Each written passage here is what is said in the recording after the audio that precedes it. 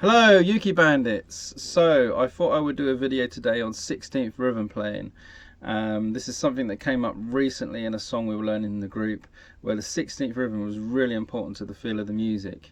And not only is it something that comes up quite a lot in a lot of different styles of music, but it's also a really cool technique for you to enhance your rhythm playing. So I'm going to explain the right method and some techniques to help you, as well as give you some examples. And first of all, I'm going to do a little explain about what 16ths is. So normally when we play within a pop song or any sort of standard song within our ukulele group, it's in 4/4. Occasionally we play 3/4, occasionally you get things like 6/8 and 12/8. Not going to really go and explain those, but for the majority of the songs we're playing, we're going to play 4/4. And what that really means is when you do the down strums, you'll be strumming 4 times in a bar.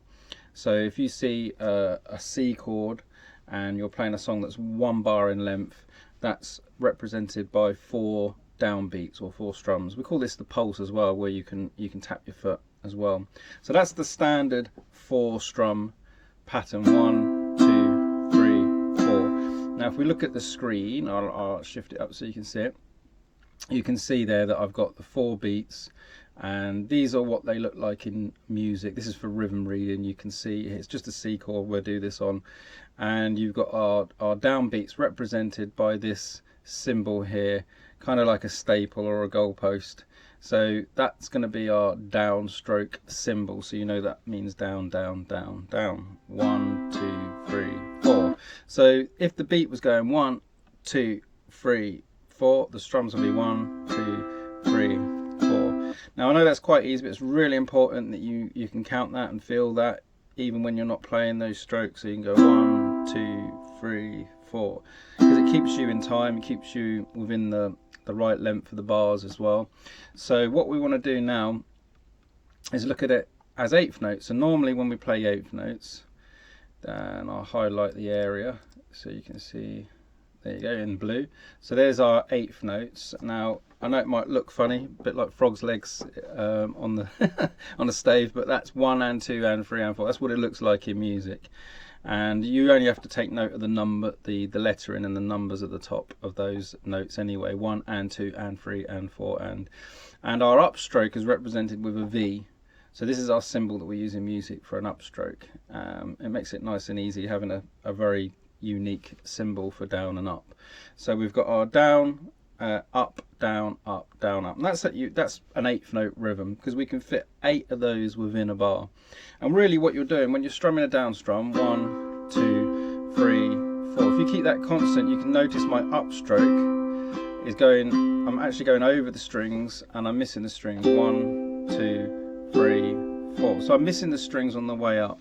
This keeps obviously me in time and keeps me consistent. So I'm going 1, 2, 3, 4. Now if I play those strokes, I get 1 and 2 and 3 and 4 and it's really important that your wrist there's a slight turn in your wrist and you're not using big arm movements.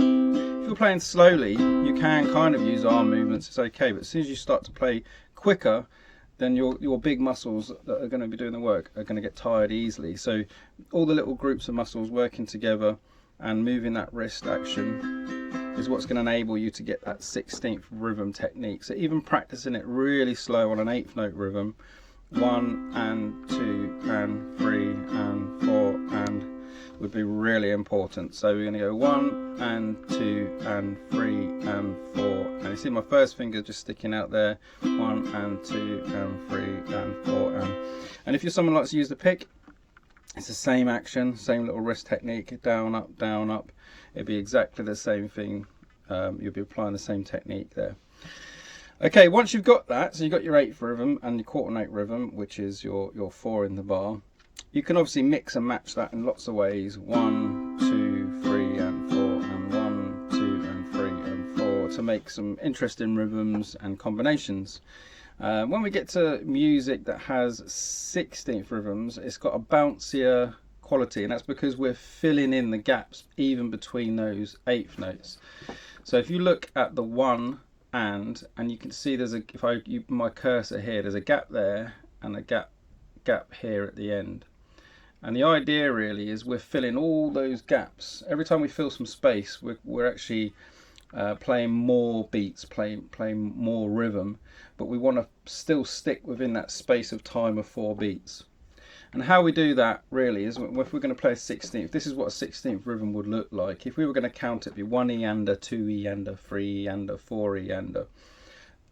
Get used to saying that because it's really helpful. 1 E and a, 2 E and a, 3 E and a, 4 E and a. Obviously keep it very consistent. And the idea is you're going to be down, up, and saying that rhythm. 1 E and a, 2 E and a, 3 E and a, 4 E and a. Now you can see there that that's exactly the same as playing the 8th note rhythm. 1, 1 and 2 and 3 and 4 and. The difference is 1 E and a, 2 E and a, 3 E and a, 4 E and a.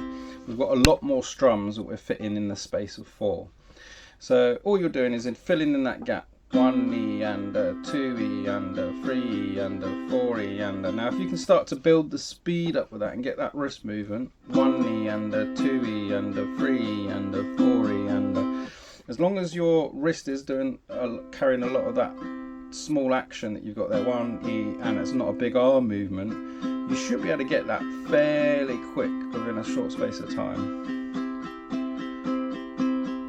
We're not going to be playing these rhythms on really quick songs anyway. You hear it a lot in Spanish music and flamenco. You hear those sort of like quick rhythms. But we're not going to be playing anything like that. We're going to just put it within our normal 4 beats of the bar pop music.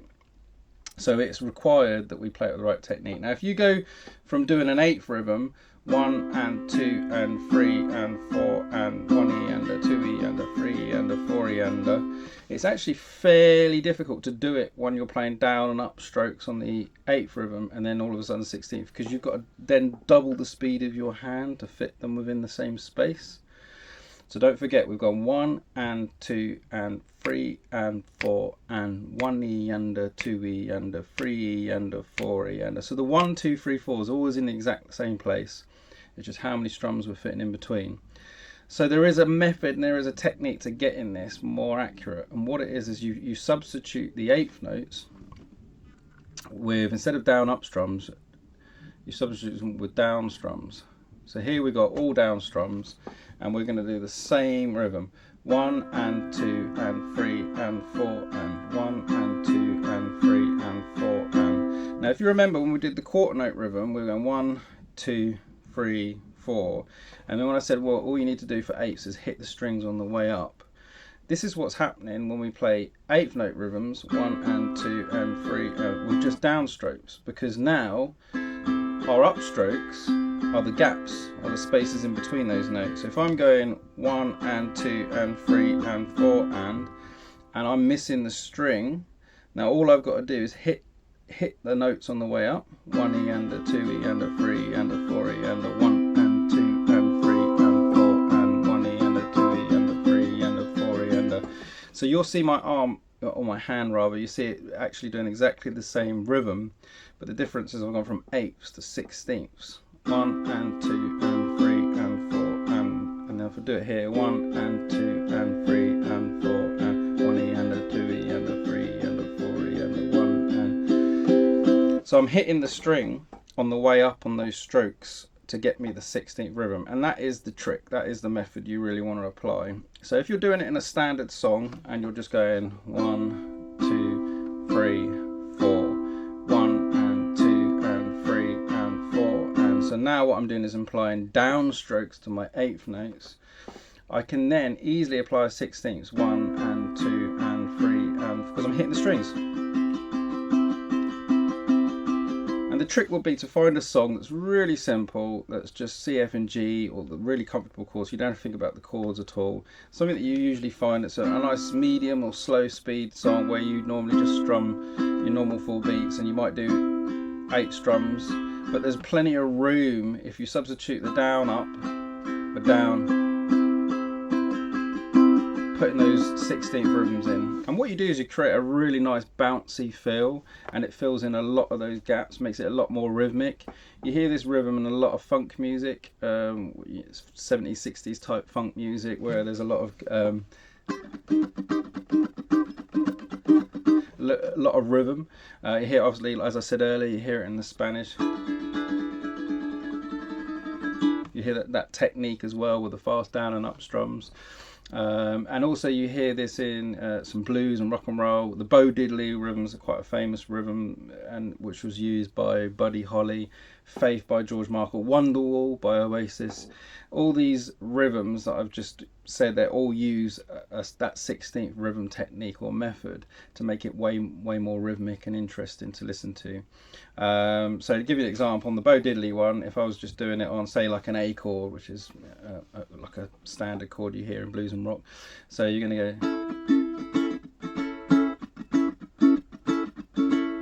1E and a 2E and a 3E and a 4E and a 1E and a down up down up down up down up, 1E and a 2E and a 3E and a 4E. So there's a 16.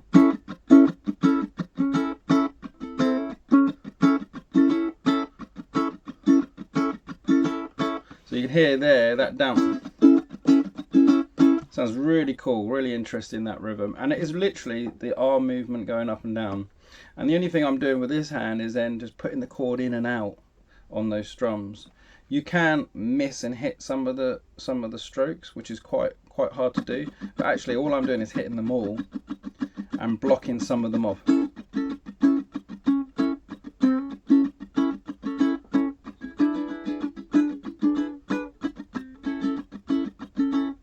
And then I'm just making that sound really interesting and rhythmic. So that was just a little example of where you might hear it, or a rhythm that's quite familiar to us already without us realizing maybe what that rhythm technique is. So just a very short recap, and I'll wind the video up. So go from the top, do your downstrokes, 4 strums, try and play those 4 strums and count them, always count. I know it sounds simple, but when you start winding up more rhythms, the count is really important. And then go into doing your down and up strokes, 1 and 2 and 3 and 4, and switch between doing the quarters. So if I'm on a C chord here, 1, 2, 3, 4, 1 and 2 and 3 and 4, and so you get used to playing in between the gaps with the upstrokes. If you can do that and you've got that, then 16ths is your next step. And you're literally doing the same thing, starting with this one here, I'd say. So do your 8 rhythms, 1 and 2 and 3 and 4. If you can play that, if you're finding that nice and easy, then all you're doing is hitting the strings to get 16ths. And then to count it, all we need to do is this: 1E and a 2E and a 3 and a 4E and a 1E and a 2E and a 3 and a 4E and a... Obviously the counting is while you're learning, and as you get really comfortable with it, you can drop the count. You'll instinctively feel where that's right, and really just have fun with it. It's a really cool rhythm, 16th rhythms, and there's lots of examples. I'm sure we're going to come across lots of songs that use this rhythm, but if you've got that method and you've got that technique down, you'll have no problem at all. Okay, have a good one.